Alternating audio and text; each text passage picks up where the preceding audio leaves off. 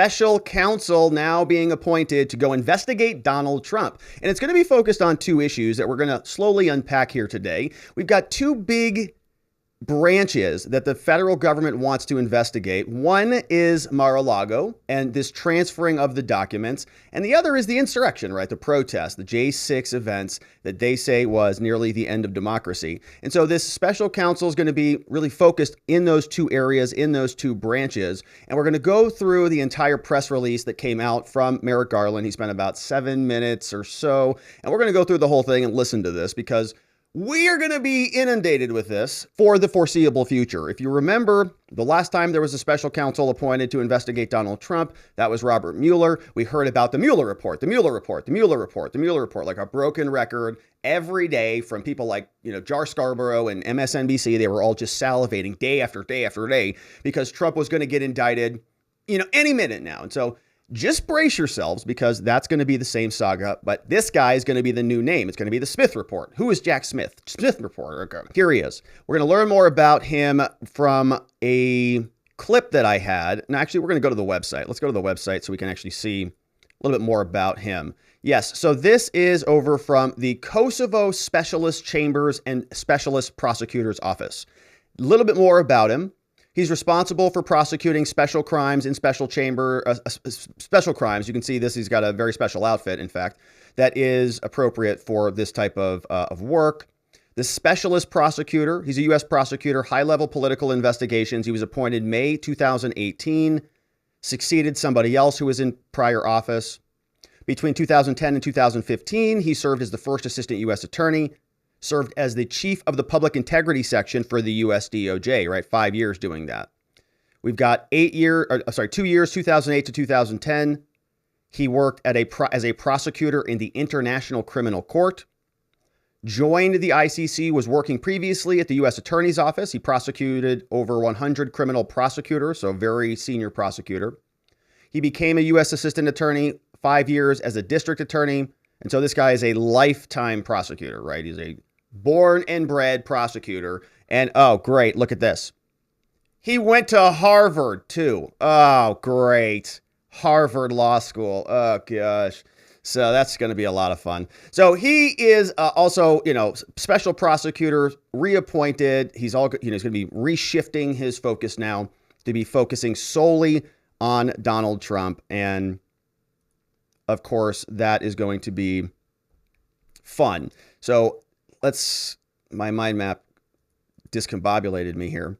But we're going to take a look at more about his role. We've got, of course, the special counsel announcement from Merrick Garland. But first, let's talk about some gold, my friends. Our friends over at Goldco. As you know, if you've got an IRA, a 401k, or a savings account, things are scary out there. The Biden administration has printed more money in the past 2 years than in the previous 100 years combined. The national debt is at a record $30 trillion. Inflation's the highest we've seen since 1982. It's only a matter of time until the house of cards comes crashing down. If you have a retirement savings, your money could be at serious risk. I'd invite you to talk to my friends over at Goldco to see how you can protect your retirement, your gold with gold and silver before it's too late. It's very simple. You see the web address on your screen. Go to robertlikesgold.com. They'll give you $10,000 or more in free silver when you open up a qualifying account. That's at robertlikesgold.com. Goldco, they've got a A+ rating with the Better Business Bureau. Good friends of the show, and thank you for supporting their work. Okay, so now we can listen to what Merrick Garland has to say because this was the press briefing. It's under 8 minutes. Let's go through it in its entirety. And let's take a look at the characters who are on the scene. You see Merrick Garland's right there front and center. And then we've got Lisa Monaco, who, as we've talked about a lot here on this channel, sort of speculate that she is really the person who's running a lot of the show at the DOJ. So they bring the whole crew out to announce this big revealing news that they're appointing a special counsel who's going to be investigating Donald Trump. Good afternoon. Good afternoon, Merrick. I'm here today to announce the appointment of a special counsel in connection with 2 ongoing criminal investigations that have received significant public attention. Yeah. The first, as described in court filings in the District of Columbia, is the investigation into whether any person or entity unlawfully interfered with the transfer of power following the 2020 presidential election or the certification of the Electoral College vote held on or about January 6, 2021. All right, so issue number one. It's like if you're charging somebody with two different crimes, right, you might be charged with assault and criminal damage, right? You wrecked something in a physical property, and then there's also an assault, two charges. Two types of investigations here. One for the insurrection. Got it. The second is the ongoing investigation involving classified documents and other presidential records, as well as the possible obstruction of that investigation, Library books. referenced and Mar-a-Lago. described in court filings in a pending matter in the Southern District of Florida. I'm joined today by Deputy Attorney General Lisa Monaco, Right there. U.S. Attorney for the District of Columbia Matthew Graves, and Assistant Attorney General for the Criminal Division Kenneth Polite. Assistant Attorney General for National Security Matthew Olson could not be here. He is currently in Germany representing the department at the G7 Home Affairs and Security Ministerial. Nobody cares where U.S. these Attorney people are. Graves has been ably leading the investigations into the events leading up to and on January 6. He and dozens of assistant U.S. attorneys and other prosecutors have taken on the monumental task of conducting over 900 prosecutions in defense of our democratic institutions. Criminal Division prosecutors, under the able leadership of Assistant Attorney General Polite, have played a significant role in those prosecutions. Okay, you heard him just say 900 criminal prosecutions. 900. 900. Now, for those of you not familiar with the number of criminal prosecutions that take place in a regular city, in a regular month, that's like nothing. Okay, city prosecutors can handle that case volume like nothing. It's not even a problem. And huge portions of those 900, yes, there were some of them that were violent, but there were the majority of them, at least the ones that we saw. We did an analysis on this, 37 times here on this channel. We've beaten this horse to death. But it is completely insane that they get, they're spending hundreds of millions of dollars and 2 years on 900 cases, okay? You have the Super Bowl come through your residence, or your neighborhood, your city. You have any big event, there's going to be 900 additional criminal charges in any decently sized city that is is out there doing DUI task force. For example, you'll have in many cities 400 or 500 DUIs that you see over the holiday season. Okay. And that's just like in one location. This is the entire U.S. Department of Justice, the entire FBI, and they are beating themselves to death over 900 cases, the vast majority of which are nothing more, literally, than criminal trespass charges, criminal damage charges, and disorderly conduct. The same stuff you'll see in any Old Town location anywhere in this country. Assistant Attorney General Olson has been ably leading the team responsible for investigating the matter involving classified documents and other presidential records, as well as the possible obstruction of that investigation. All of the career prosecutors assigned to these matters are conducting their work in the best traditions of the Department of Justice. I also want to recognize the What are those traditions? efforts of the many FBI agents and other law enforcement personnel who are assigned to these matters. They are working courageously and steadfastly and are serving our nation honorably. I am grateful to them. We all are. The Department of Justice has long recognized that in certain extraordinary cases, it is in the public interest to appoint a special prosecutor to independently manage an investigation and prosecution. Based on recent developments, Like if you have a conflict of interest, right? Like if you are going to be investigating your political enemy, as it applies here to Donald Trump, right? Now it's appropriate suddenly to appoint special counsel because evidently he declared, right? We were playing this chicken or the egg game for a long time here on this channel. Who goes first? Donald Trump went first. Some people were speculating that maybe he goes first to try to avoid an indictment or to delay an indictment because it creates a necessary conflict of interest. The DOJ has to respond. What is their only response? It's to appoint a special master, right? Because now there's clearly a conflict of interest. They can't hide around it. Previously, their defense had been, oh, Donald Trump, he's just a private citizen. We can go raid his residence. We can go get his, confidential materials, rummage through, get his passport, see whatever personal notes he had, violate in what in my opinion is a clear violation of his executive privilege, attorney-client privilege. Even the judge in the Mar-a-Lago case, she said specifically that there was a big enough problem with how the DOJ was processing the evidence that a special master, Raymond Dearie, needed to be appointed.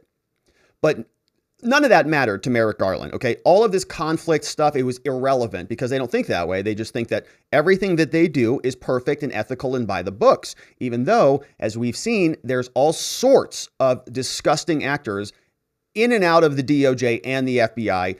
The Senate, the House of Representatives, they've got many, many whistleblowers who've beaten the drum in their houses confirming the same thing. So now Garland wants to appoint this special master. The one argument is that this actually hurts Trump, right? Because Trump is now going to be facing a very long inquisition. But the other defense of this is that he had no ability to actually not announce, because an indictment now before he announces would make his ability to announce impossible. So there's a big strategic reason why this might be happening now. But the point is, finally, they're appointing one, something that should have been appointed a long time ago. They're not appointing one, you'll recall, for Hunter Biden, of course. Developments, including the former president's announcement that he is a candidate for president in the next election, and the sitting president's stated intention to be a candidate as well, I have concluded that it is in the public interest to appoint a special counsel. Wow, got it. Ding, Such ding, an ding. appointment underscores the department's commitment to both independence and accountability in particularly sensitive matters. It also allows prosecutors and agents to continue their work expeditiously and to make decisions indisputably guided only by the facts and the law. Yeah, sure. The special counsel will conduct parts of the first investigation I just mentioned.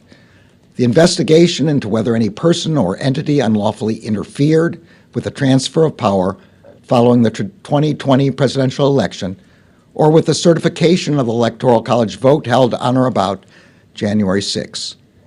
This does not include prosecutions that are currently pending in the District of Columbia, or future investigations and prosecutions of individuals for offenses committed while they were physically present on the Capitol grounds on January 6. Okay, so he's excluding all of that. So this would be an investigation into everybody sort of leading up to January 6th. And so let's use a Kamala Harris Venn diagram, You have some people who are like leading up to the planning. They're all encompassed by the special master's jurisdiction, right? We're trying to define the hula hoop of who's in and who's out. Merrick Garland just said, well, some of these people are in, some of these people are out. But you might have some people who are physically present, who were there, who just got caught up in the moment, but maybe they were involved in the planning and maybe Trump was, communicating with them or wherever their little bizarre pinboard with all of their, images and all the yarn everywhere, whatever it looks like in their minds, they're trying to define the scope of what this special counsel can get into. Those investigations and prosecutions will remain under the authority of the U.S. Attorney for the District of Columbia. Right. Those are just the regular The criminal special prosecutions. counsel will also conduct the investigation involving classified documents and other presidential records, as well as the possible obstruction of that investigation. Today, I signed an order appointing Jack Smith to serve as special counsel. The order authorizes him to continue the ongoing investigation into both of the matters that I have just described and to prosecute any federal crimes that may arise from those investigations. Mr. Smith is a veteran career prosecutor. He began his prosecutorial career in 1994 as an assistant district attorney with the New York County DA's office. In 1999, he became an assistant U.S. attorney for the Eastern District of New York, where over the course of 9 years, he prosecuted matters ranging from gang murders of police officers to civil rights violations.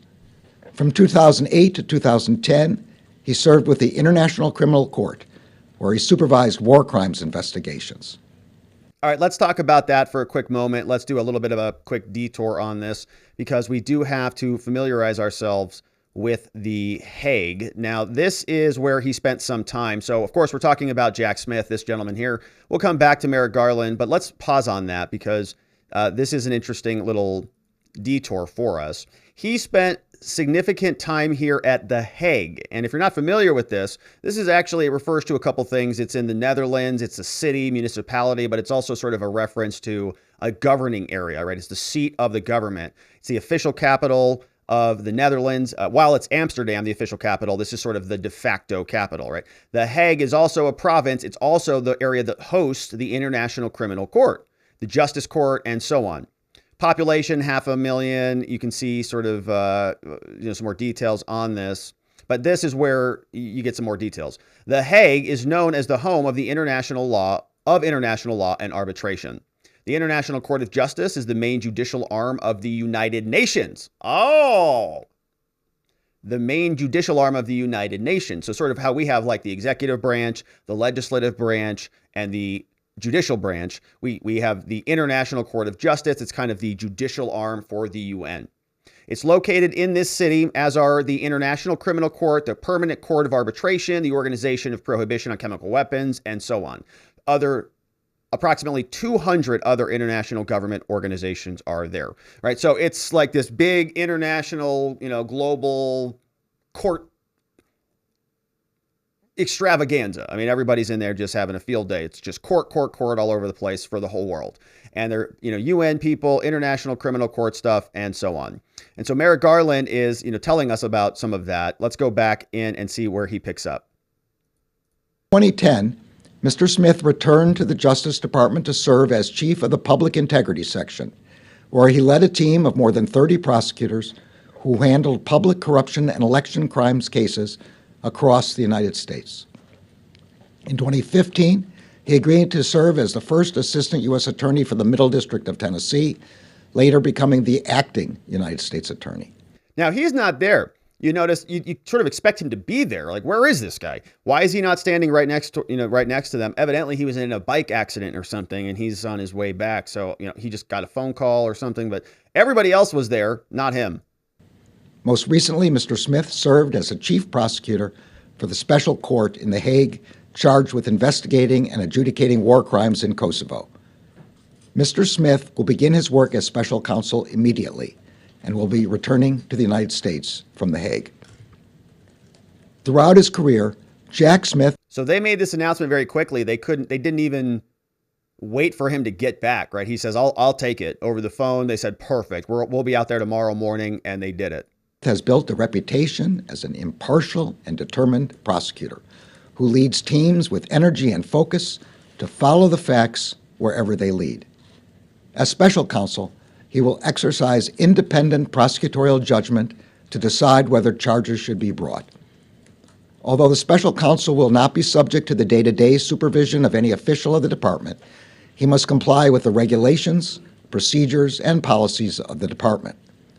I will ensure... And there's a reason for this, right? The special counsel, you want to give them some autonomy. You want to create sort of this arm's length distance so that it doesn't appear to be a conflict of interest. Okay, Biden's running for office again. Trump's officially running for office now.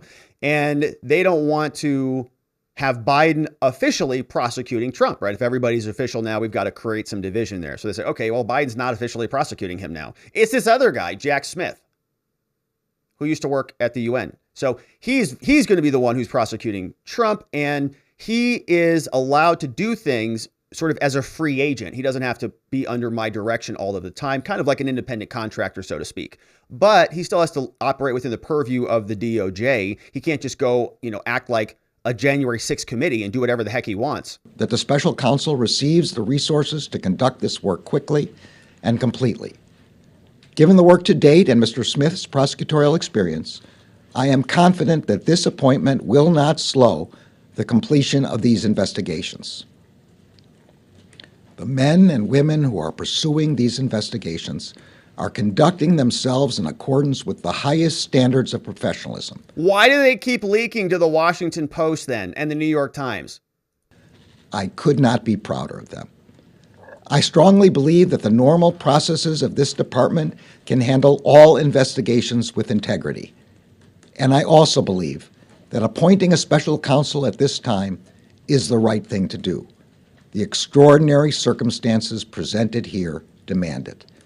Mr. Smith is the right choice to complete these matters in an even-handed and urgent manner. Thank you all. Mr. Attorney General, will you pledge to release any written report? Will you pledge to release any written report is the question. And he walks on out of there. No questions taken from Merrick Garland. So what can we conclude? Well, we may not see an indictment very soon after all. Why would they rush this along when they can just let it linger and linger and linger as long as possible? We'll see the details about what the scope and what the order includes and what the official jurisdiction looks like. But this new special counsel is going to be able to take his sweet time and just make it hurt. Just squeeze it every day, every week, every month. You're going to see Scarborough and you're going to see all the weirdos on MSNBC day after day. Oh my gosh, what's Jack Smith doing? Did you see Jack Smith? Jack Smith was in and out of court again. It's going to be the same thing. Are they going to do songs again? Are they going to sing Mueller songs again? Oh gosh, it's going to be a big disaster. But that's part of the strategy. Right now, they've got a full 2 years. They can just milk this cow for as long as possible. And you better believe they'll do it. Now, at the end of this, right, there really is some exposure on this story. I've said for a long time, I think Donald Trump does get indicted. I think that this is sort of the end game for them. They want it to happen. They have been, in my opinion, creating environments to make it happen. It's been part of like the end game. Why are they doing all of it? Why are they training for the Super Bowl if they're not intending to play in the Super Bowl? You know, they're doing all of this, they're getting all the gear and all this. Like, that's what they want. That's the entire purpose of this entire, basically, Department of Justice. That's what January 6th Inquisition was for. All of the Mar-a-Lago stuff, all of the independent inquiries and investigations and prosecutions taking place in New York and Georgia and everywhere, right? It's to take him off the field. And this is just another evolution in that saga. So we'll continue to follow it. Now, as we heard from the Attorney General, there are two big areas that they are focusing on, and we'll dive into both of those. But I forgot to mention a little bit more about the role of Jack Smith. So Politico gave us some more details on who this guy is and what his role will be. He's a former chief of the DOJ Public Integrity Section, right? So he sort of goes after, essentially public figures, people who are getting bribes, people who are, doing bad things behind the scenes, violating their public oaths. He goes after them. He's overseeing criminal matters related to Donald Trump. Taking a new role, he's going to operate largely independent of DOJ control. The announcement is a new phase into this investigation. And so Merrick Garland came out and gave a statement. But the special counsel's purview is going to include DOJ and the probe of the Mar-a-Lago library books, as well as the alleged insurrection. He said that I'm going to ensure he gets all of these important things, but he did not say with specificity on Friday why he was appointing a special prosecutor or why he had decided this week. He kind of did. He said it was because Trump announced. I mean, I think we could glean what that was. He said that many career prosecutors are expected to continue staffing. The announcement came just hours after he signed a formal order tapping Smith. Smith's a 1994 Harvard Law grad, led the department's public integrity unit for 5 years before taking on a different position. He oversaw prosecutions of CIA officer Jeffrey Sterling. He was convicted in 2015 of disclosing national defense information. Okay, this is where the exposure to Trump comes in, because he is being investigated under simple possession statutes, right? Like possession of NDI, possession of defense information. That's it. And it's like one of these things. Show me the man, I'll show you the crime. You can find a crime for anything. And if he did sort of acknowledge and admit, yeah, I declassified this stuff. If he says, yes, I had it, but I declassified it, that's still possession of those materials. And that's where the exposure comes in. And so like this guy's got a specific prior prosecution of a former CIA officer. So you can see how that might be analogized over to Trump. And probably why they're so excited about this guy. They're like, oh, perfect.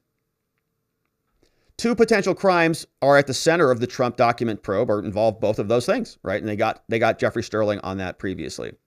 Smith also saw former convictions of Governor Bob McDonnell, Representative Rick Renzi from Arizona. Shout out Arizona corruption. Going to have a lot more of that. Both for bribery and extortion charges. Oh yeah, it's going to be a disaster here too. But we see that one of his convictions was overturned by the Supreme Court, so he lost that one. So he's been prosecuting war crimes for a long period of time. 3 new grand juries, wow, were impaneled on Friday, likely linked to the start of Smith's investigation. So this guy impaneled 3 grand juries this Friday. Woo! So this one's going to heat up. Now, under Justice Department procedure, special counsels are required to inform senior DOJ officials about major investigative steps like indictments. And so Garland remains the ability to reject those charges, but then he'd have to notify Congress about that. So according to the order, Smith's going to take over the entirety of the probe, and he's going to take over the investigation of the efforts to interfere with the lawful transfer of power. Okay, so basically, this is what this guy looks like. There are 2 investigations that the DOJ is, sort of pursuing right now. They've got like these case files, right? Think of it like a big case file. Okay, you take this big manila folder full of all this Trump juicy meatballs, and you just give it over to this guy. And he's got a lot of experience, and he's going to run with it. Now, the U.S. attorney is going to retain a control over the, insurrection cases and so on. But he's going to get started, it sounds like, today. He's already, right there getting after it. So he's got these 2 inquiries, right? These 2 areas of investigation. The Mar-a-Lago books, the library books that were overdue that are probably going to end up at his library anyways, and the J6 insurrection. And so let's peek into both of these stories. You may have seen this one over the weekend. Turns out Donald Trump's alleged classified documents weren't the nuclear codes, weren't anything that we were ultra concerned about after all. Washington Post reported this in exclusively. They said investigators see ego, not money, as Trump's motive on the classified papers. Oh, so he just wanted like letters and things? He just wanted to keep things that were like memorabilia? A review by agents and prosecutors found no discernible business interest in the Mar-a-Lago documents, people familiar with the matter said. Well, that's weird. We just heard from Merrick Garland that his prosecutors only speak through their filings and that they are very professional and very full of integrity. Why are they leaking to the Washington Post as recently as November 14th? Don't know. But let's carry on.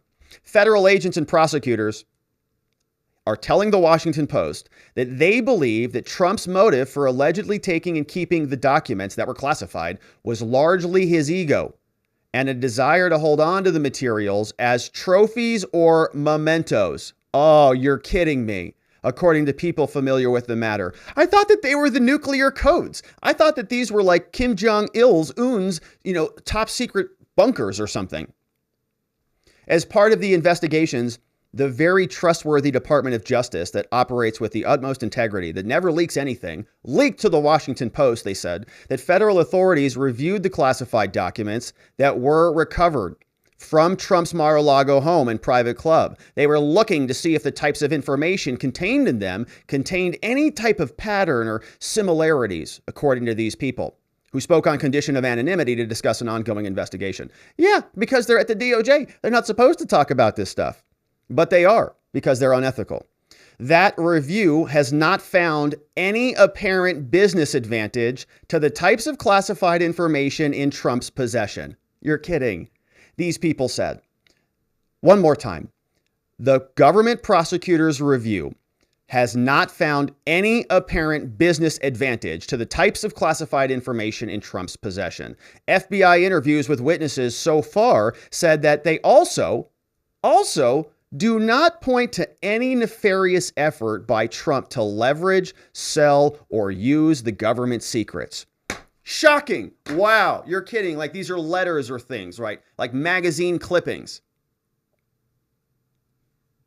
Not government secrets that are going to invoke the nuclear Armageddon that Biden's so concerned about. Instead, the former president seemed motivated by a more basic desire not to give up what he believed was his property, is what these people said.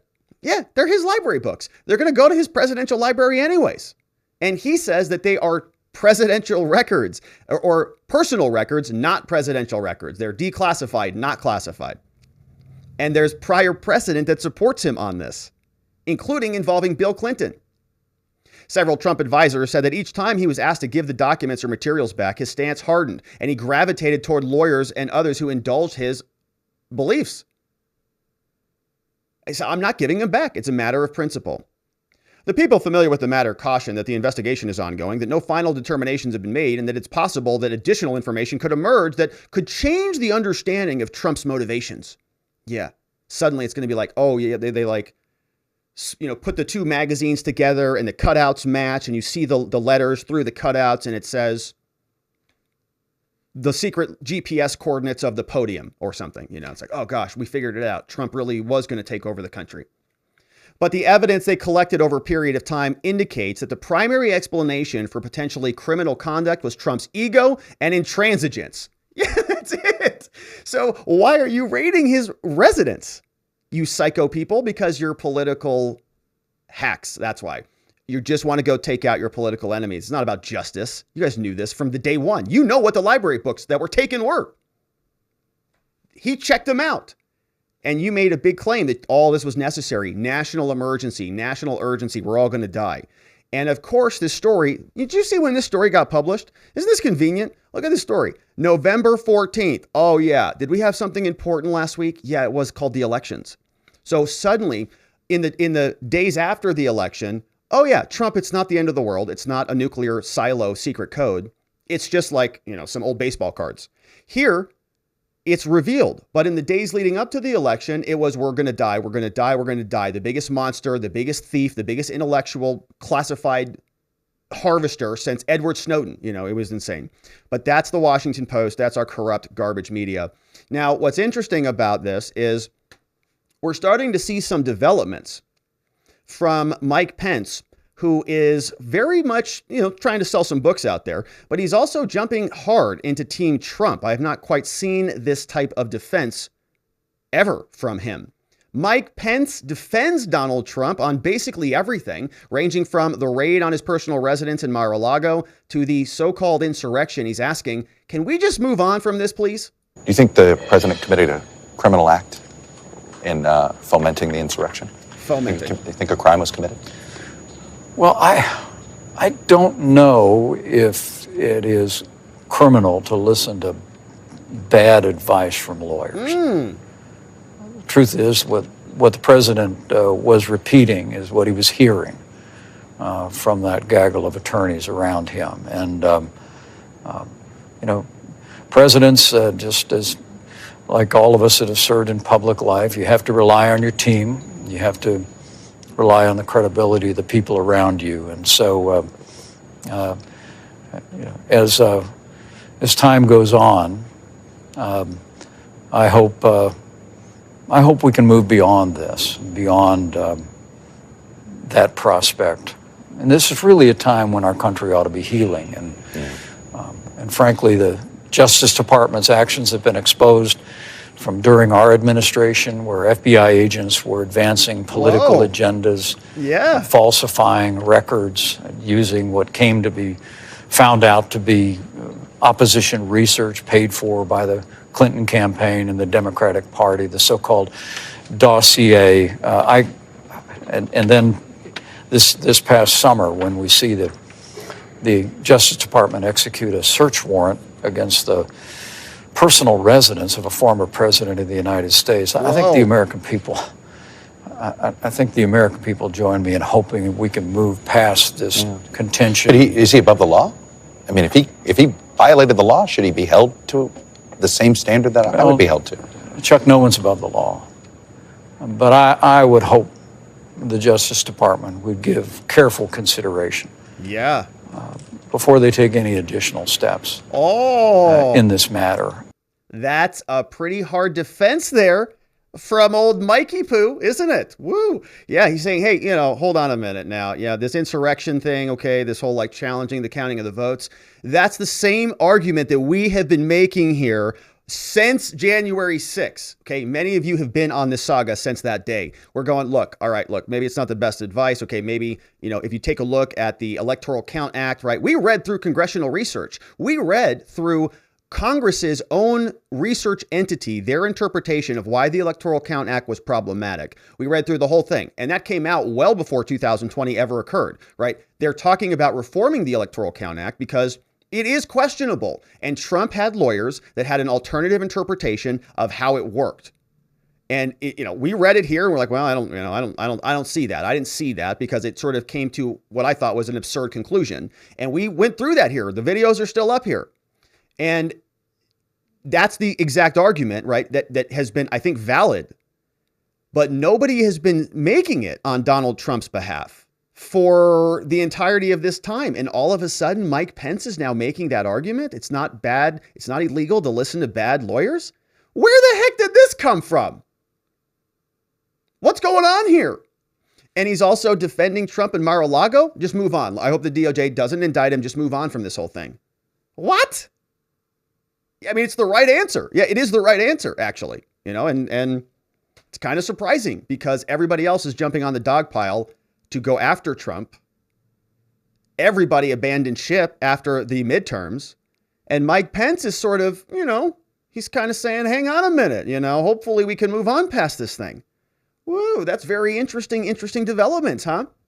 Yeah, so we'll have to see what Mike Pence continues to do. Now, you may remember that previously Mike Pence actually responded in another interview. He's got a lot of books to sell, so he's hitting the airwaves. And he was talking to somebody. We covered it on the show yesterday. We played the clip of him where he said, I'm not showing up in front of that garbage, useless January 6th Select Committee. They are illegally constituted. And he said it's insane that one committee or one party appoints every single person who's on the committee. We played that clip yesterday. He had an excellent point then. I'm going, where is this guy coming from? Where has Mike Pence been for the last 2 years? But he's here. And for whatever reason, right, his arguments are being made that are good arguments, regardless of what you think of the guy. The arguments are separate than the individual, and his arguments are good. And it's nice to hear somebody else say it out there for once, for crying out loud. So he said yesterday that the J6 committee, supposed to have 13 members on it, didn't, and that all 13 were appointed by the Democrats, or actually all, how many are on there now? I can't even remember. Doesn't matter. No Republicans that the Republicans wanted on the committee are on the committee. I think it's 9 people who are on there now. 7 Democrats and 2 Republicans, 2 of whom were appointed by the Democrats. Okay. So you get the gist of this thing.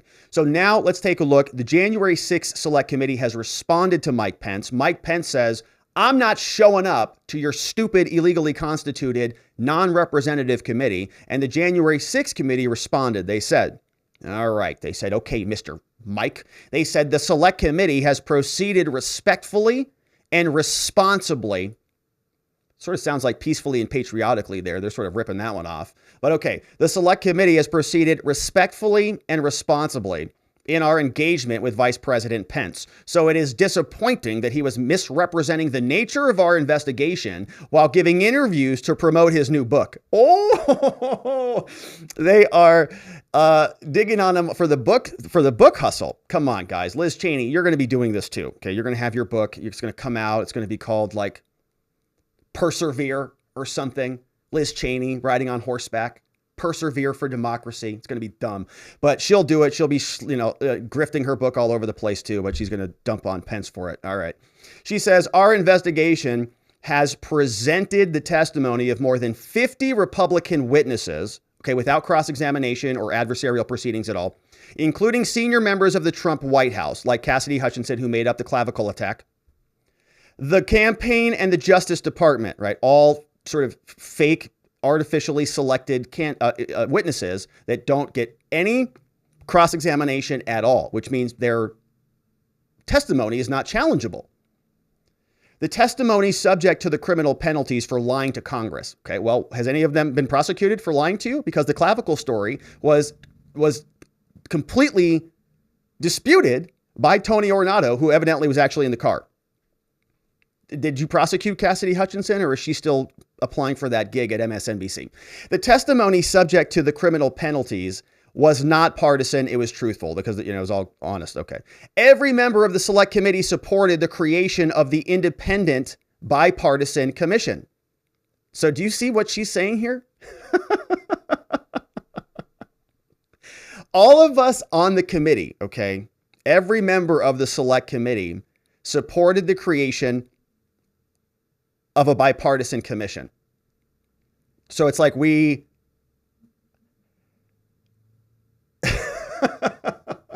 Okay, so I see what she's saying. Okay, so there's a difference between a committee and a commission. And she's saying that we supported a bigger commission. But we didn't get that because Leader McCarthy withdrew his support, and it was defeated by the Republicans. Okay, they wanted a bigger commission. So they say McCarthy had the opportunity. This is the most ridiculous thing.